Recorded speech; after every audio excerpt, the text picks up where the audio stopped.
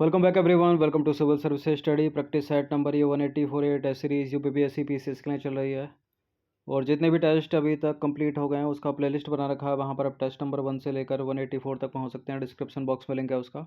इन सभी टेस्ट की आप फुल टेस्ट पीडीएफ सीरीज प्राप्त कर सकते हो डिस्क्रिप्शन बॉक्स में नंबर उस पर कॉल या व्हाट्सअप करके। तो चलिए स्टार्ट करते हैं टेस्ट। क्वेश्चन नंबर 1 है यहाँ पर, व्हाट इज रेमिटेंस, यानी प्रेषण क्या है इनमें से। बैक्टीरिया के द्वारा वायरस का भक्षण किया जाना, किसी झील के तल का पूरी तरह से सूख जाना, धन का एक स्थान से दूसरे स्थान पर स्थानांतरण, किसी सार्वजनिक बैंक का दिवालिया हो जाना। क्या होता है प्रेषण? प्रेषण है धन का एक स्थान से दूसरे स्थान पर स्थानांतरण। ऑप्शन नंबर सी है इसका आंसर। तो प्रेषण क्या है, व्हाट इज रेमिटेंस। देखिए, प्रेषण से तात्पर्य धन के एक स्थान से दूसरे स्थान पर स्थानांतरण से है। धन को एक देश के भीतर एक जगह से दूसरे जगह या एक देश से दूसरे देश में स्थानांतरित किया जा सकता है। अंतर्राष्ट्रीय संदर्भ में देखें तो इसका तात्पर्य एक देश से दूसरे देश में धन के स्थानांतरण से है। जिस देश से धन का हस्तांतरण किया जाता है उसे बोलते हैं प्रेषण, उसे प्रेषण का स्रोत कहा जाता है। और जिस देश को धन प्राप्त हो जाता है उसे प्राप्तकर्ता कहा जाता है। संयुक्त राज्य अमेरिका जो है भारत में प्रेषण का सबसे बड़ा स्रोत है। इसके बाद है संयुक्त अरब अमीरात। जो यूट्यूब से एड रेवेन्यू के रूप में जो क्रिएटर्स होते हैं जिनके यूट्यूब पर चैनल उनको पैसा मिलता है, तो वो एक तरह से रेमिटेंस है, क्योंकि यूट्यूब किसका, गूगल का। और गूगल कहाँ की कंपनी, संयुक्त राज्य अमेरिका की। तो यूट्यूब इंडिया का भी इसमें बहुत बड़ा योगदान है। क्वेश्चन नंबर 2 पर आ जाइए। जून 2024 में प्रकाशित विश्व बैंक प्रवासन और विकास संक्षिप्त रिपोर्ट के अनुसार वर्ष 2023 में भारत को प्राप्त प्रेषण की कुल राशि कितनी थी। 120 अरब डॉलर, 150 अरब डॉलर, 100 अरब डॉलर, 200 अरब डॉलर। देखिए, इस तरह के जो प्रश्न होते हैं एग्जाम्स में अगर पूछे हैं तो एग्जैक्ट नंबर में इनका कभी आंसर नहीं होगा। ठीक है, 98% नहीं होता है। एग्जैक्ट नंबर जैसे 500 लिखा हो वो नहीं होगा, 200 लिखा हो वो नहीं होगा, 100 लिखा हो वो नहीं होगा, 300, इस तरह से। इसका आंसर है 120, 120 अरब डॉलर। सीधे सीधे याद रखिएगा। एक और प्रश्न, प्रवासन एवं विकास संक्षिप्त रिपोर्ट कौन जारी करता है।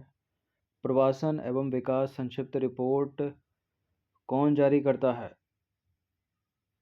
जो ये बताया, वर्ष 2023 में भारत को 120 अरब डॉलर का रेमिटेंस प्राप्त हुआ, विश्व बैंक। ठीक है, विश्व बैंक जारी करता है। तो प्रवासन एवं विकास संक्षिप्त रिपोर्ट विश्व बैंक द्वारा वर्ष में 2 बार प्रकाशित की जाती है। वह विश्व बैंक की स्थापना जुलाई 1944 में हुई थी। और विश्व बैंक 5 अंतर्राष्ट्रीय वित्त संस्थानों का एक समूह है। यह कई शोध रिपोर्ट जारी करता है, जिनमें महत्वपूर्ण है विश्व विकास रिपोर्ट विश्व बैंक निकालता है, वैश्विक आर्थिक संभावना रिपोर्ट विश्व बैंक निकालता है, और क्या क्या, वैश्विक वित्त विकास रिपोर्ट, कमोडिटी मार्केट आउटलुक, अंतर्राष्ट्रीय ऋण सांख्यिकी। मुख्यालय विश्व बैंक का संयुक्त राज्य अमेरिका के वॉशिंगटन डीसी में है। और अध्यक्ष कौन है, अजय बंगा। और सदस्य देशों की संख्या कितनी है, 189। क्वेश्चन नंबर 4 पर आ जाइए। वर्ष 2024 का पेन प्रिंटर पुरस्कार के लिए किसे चुना गया है। वर्ष 2024 के पेन प्रिंटर पुरस्कार के लिए चुना गया है भारत की अरुंधति राय को। ऑप्शन नंबर सी है इसका आंसर। तो बुकर पुरस्कार विजेता अरुंधति राय को उनके साहसी और अडिग लेखन के लिए वर्ष 2024 का पेन प्रिंटर साहित्यिक पुरस्कार के लिए चुना गया है। और अरुंधति राय को यह पुरस्कार इसी वर्ष यानी वर्ष 2024 में अक्टूबर महीने में इंग्लैंड के लंदन में आयोजित एक समारोह में दिया जाएगा। और यह पुरस्कार अंग्रेजी भाषा के उन लेखकों को दिया जाता है जिन्होंने नाटक, कविता, निबंध या कथा साहित्य में उत्कृष्ट साहित्यिक काम किया है। अरुंधति राय जो हैं पहली भारतीय हैं जिन्हें प्रतिष्ठित बुकर पुरस्कार से सम्मानित किया गया। उन्हें उनकी कृति The God of Small Things के लिए 1997 में बुकर पुरस्कार मिला था। इस टॉपिक से रिलेटेड कुछ प्रश्न, जैसे कि पेन प्रिंटर पुरस्कार किस क्षेत्र से संबंधित है, तो लिटरेचर से, साहित्य से संबंधित है। पेन प्रिंटर पुरस्कार किस लेखक की स्मृति में स्थापित किया गया है, तो ग्रेट ब्रिटेन के नाटककार हैरोल्ड प्रिंटर की स्मृति में। उन्हें वर्ष 2005 में साहित्य के नोबेल पुरस्कार से सम्मानित किया गया था। और साहित्य के लिए बुकर पुरस्कार जीतने वाले पहले भारतीय कौन हैं? अरुंधति राय। अरुंधति राय को 1997 में उनके उपन्यास the God of Small Things के लिए पुरस्कार मिला था। एक और प्रश्न, the ministry of utmost happiness के लेखक कौन है? तो ये भी इसका उत्तर अरुंधति रॉय है। इन सबको याद रखिएगा।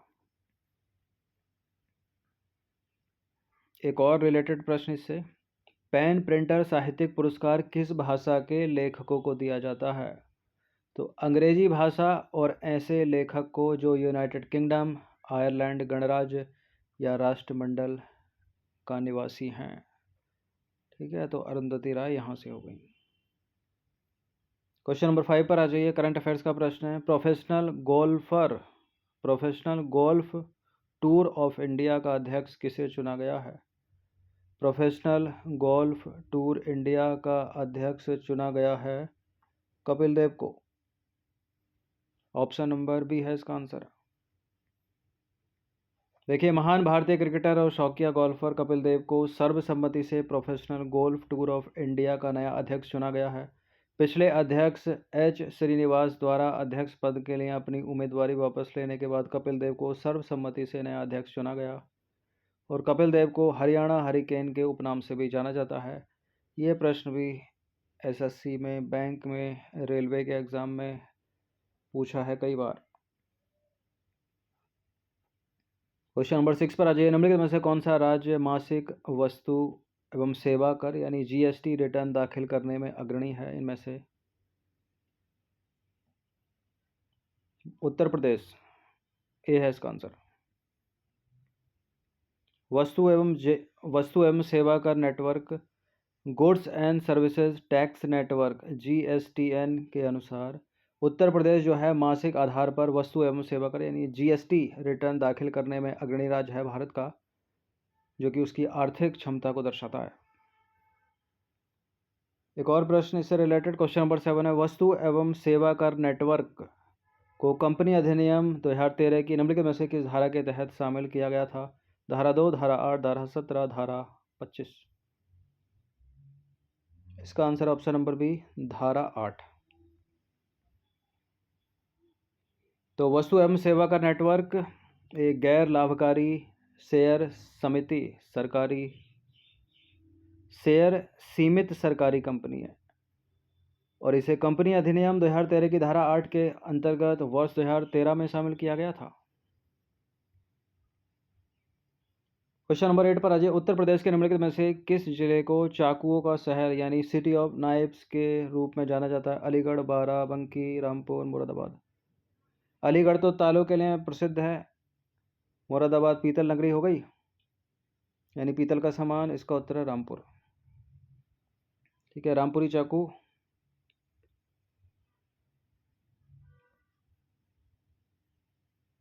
ये जो चाकू होता है वो दूसरे चाकुओं से अलग है क्योंकि ये फोल्डेबल है एक तो। ठीक है, इसको तो मैनुअली या तो हाथ से अंदर कर दो या फिर इसमें यहाँ एक बटन होता है, टक से यहाँ सीधा खुलता है ये। ठीक है, दूसरे राज्य के चाकुओं से या दूसरे चाकुओं से इसको ये चीज़ अलग बनाती है। तो उत्तर प्रदेश के रामपुरी ज़िले को रामपुरी चाकू उद्योग के कारण चाकुओं का शहर के रूप में जाना जाता है, जो 18वीं शताब्दी से ही अपने उत्कृष्ट चाकुओं के निर्माण और कारीगरी के लिए प्रसिद्ध एक स्थापित ऐतिहासिक गढ़ है। क्वेश्चन नंबर 9 पर आ जाइए। उत्तर प्रदेश के निम्नलिखित में से किस जिले में प्रत्यक्ष विजित चावल को बढ़ावा देने के लिए पायलट परियोजना संचालित नहीं की जा रही है? पूछ रहा है। उत्तर प्रदेश में प्रत्यक्ष विजित चावल को बढ़ावा देने के लिए पायलट परियोजना जो चल रही है वो बाराबंकी में चल रही है, प्रतापगढ़ में चल रही है, अयोध्या में चल रही है, मुरादाबाद में नहीं चल रही है। तो मुरादाबाद इसका आंसर हो जाएगा ऑप्शन नंबर ए। देखिए, प्रत्यक्ष विजित चावल को बढ़ावा देने के लिए पायलट परियोजना उत्तर प्रदेश के रायबरेली में, सीतापुर, प्रतापगढ़, बाराबंकी, उन्नाव और अयोध्या जिलों में संचालित की जा रही है। मुरादाबाद इसमें नहीं है। 10वां प्रश्न है, सुचिता कृपलानी को वर्ष 1963 में भारत में निम्नलिखित में से किस राज्य की पहली महिला मुख्यमंत्री चुना गया था? या बनी थी? कई बार एग्जाम्स में पूछा गया है प्रश्न। इसका उत्तर उत्तर प्रदेश। तो वर्ष 1963 में सुचेता कृपलानी भारत की पहली महिला मुख्यमंत्री बनी उत्तर प्रदेश की। क्वेश्चन नंबर 11 पर आ जाइए। अखिल भारतीय महिला कांग्रेस स्थापना किसने की थी? अखिल भारतीय महिला कांग्रेस की स्थापना किसने की थी? ऑल इंडिया महिला कांग्रेस AIMC। इसका उत्तर भी सुचेता कृपलानी है। ऑप्शन नंबर बी है इसका आंसर। सुचेता कृपलानी 1940 के दशक के दौरान स्वतंत्रता आंदोलन के लिए अखिल भारतीय महिला कांग्रेस की महिला शासक की संस्थापक थी। महिला शाखा की संस्थापक थी। क्वेश्चन नंबर 12 पर आ जाइए। निम्नलिखित में से किस राज्य में देश में बाघों की संख्या सबसे अधिक है? सबसे ज़्यादा जो बाघ हैं वो हैं मध्य प्रदेश में। ऑप्शन नंबर बी है इसका आंसर। देखिए, भारत में सबसे ज़्यादा बाघ जो हैं वो मध्य प्रदेश में हैं। वनों में मौजूद लगभग 3800 बाघों में से 745 बाघ मध्य प्रदेश में हैं। क्वेश्चन नंबर 13 पर आ जाइए। भारत में कितने बाघ अभयारण्य हैं? इंपॉर्टेंट प्रश्न। इसका उत्तर 50 नहीं है, इसका उत्तर 52 भी नहीं है, इसका उत्तर है 54। ऑप्शन नंबर सी है इसका आंसर। तो भारत में कुल 54 बाघ अभयारण्य हैं और जिनमें हालिया शामिल है धौलपुर करौली बाघ अभयारण्य। क्वेश्चन नंबर 14 पर आ जाइए। पहली बाघ जनगणना किस वर्ष आयोजित की गई थी? पहली बाघ जनगणना आयोजित की गई थी वर्ष 1972 में, 1972 में। ऑप्शन नंबर बी है इसका आंसर। तो पहली बाघ जनगणना वर्ष 1972 में की गई थी, जिसमें बाघों की संख्या 1827 दर्ज की गई थी। क्वेश्चन नंबर 15 पर आ जाइए। निम्नलिखित में से कौन सा या से राष्ट्रीय उद्यान अपने राज्य के साथ सही सुमेलित है या हैं? ताडोबा अंधारी टाइगर रिजर्व के सामने गुजरात राज्य लिखा है। नागार्जुन सागर श्रीशैलम टाइगर रिजर्व के सामने कर्नाटक, बहुत पूछा एग्जाम्स में इससे प्रश्न। बांधवगढ़ राष्ट्रीय उद्यान के सामने छत्तीसगढ़ लिखा है। सिंपलीपाल राष्ट्रीय उद्यान के सामने लिखा है पश्चिम बंगाल। और ये रहे आपके कूट के इस तरह से नीचे देखे कूट का प्रयोग करके सही उत्तर को चुनाव कीजिए। केवल 1 और 2, केवल 3, 3 और 4, इनमें से कोई नहीं।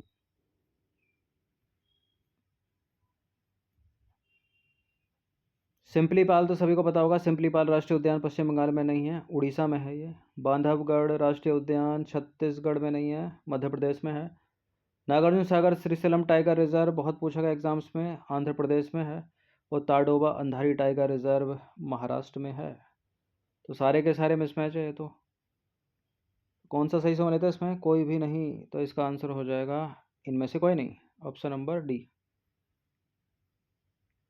तो जो बांधवगढ़ राष्ट्रीय उद्यान है वो मध्य प्रदेश में है। जो ताडोबा अंधारी टाइगर रिजर्व महाराष्ट्र में, सिंपलीपाल राष्ट्रीय उद्यान उड़ीसा में, नागार्जुन सागर श्रीशैलम टाइगर रिजर्व आंध्र प्रदेश में। यह है इसका सही सम्मेलन। तो 15 प्रश्न थे, इनकी प्रैक्टिस 1 से 2 बार कर लीजिएगा। बाकी कल का जो टेस्ट था,